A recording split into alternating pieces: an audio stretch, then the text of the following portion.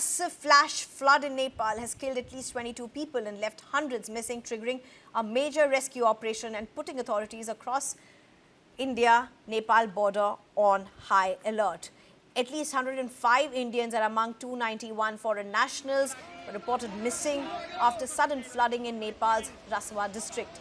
The disaster has also prompted an immediate response from India. Prime Minister Narendra Modi has spoken to Nepal Prime Minister Balan Shah, conveyed his condolences and assured Nepal of all possible humanitarian and relief assistance.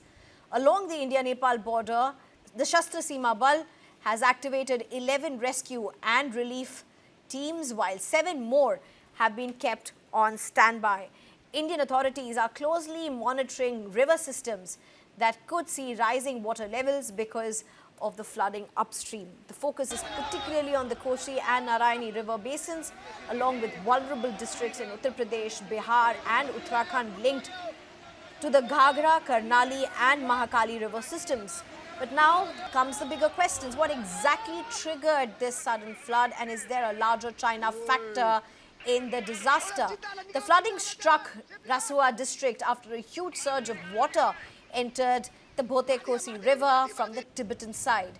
Officials have indicated that the flood was not caused simply by localized rainfall around the affected area. Instead, the water appears to have originated in the high-altitude terrain of Tibet before rushing into Nepal's Bhote Koshi and Trishuli river systems. And this is where experts are looking at several possible explanations.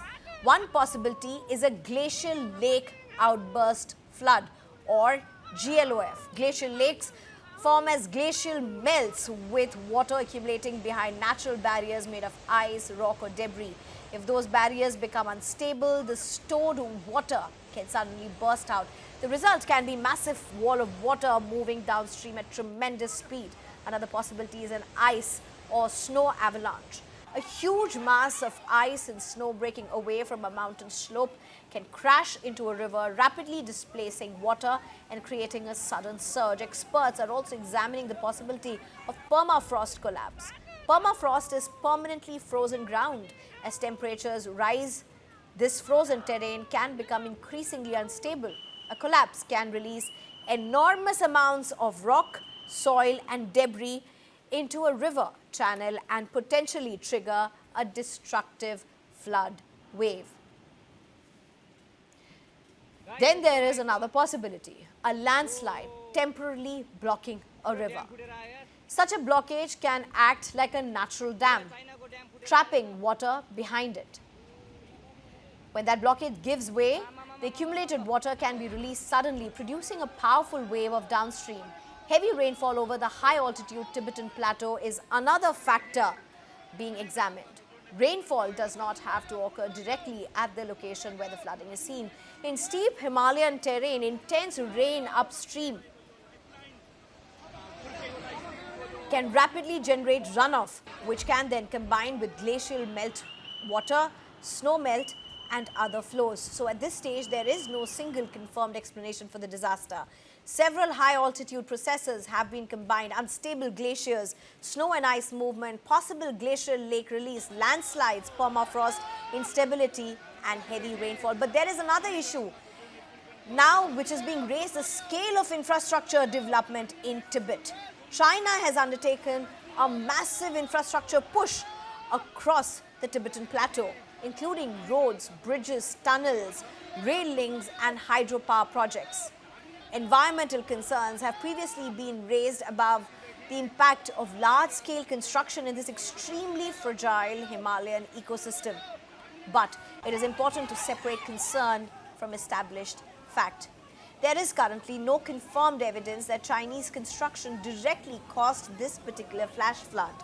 What experts will need to determine is whether the infrastructure activity, land disturbance, drainage changes and other human interventions altered the stability of upper catchment or amplified the consequences of an extreme natural event. That investigation becomes particularly important because the Himalayas are already experiencing rapid environmental change. Glaciers are retreating in many parts of the region, while rising temperatures can increase the formation and stability of glacial lakes and frozen mountain terrain. And when natural instability meets massive infrastructure development in a sensitive ecosystem, the risks can become much harder to predict. The destruction in Nepal shows how powerful these forces can be. The flood wave is estimated to have reached around 8 to 10 meters in height. It tore through settlements and critical border infrastructure. One of the most visible casualties is the Friendship Bridge connecting Nepal and China. The bridge was completely washed away. Sections of the connecting highway were also destroyed, cutting a crucial route through the border region.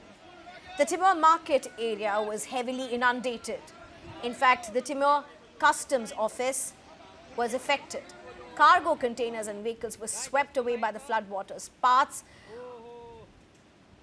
of several habitations were completely inundated. The damage has extended to Nepal's power infrastructure as well.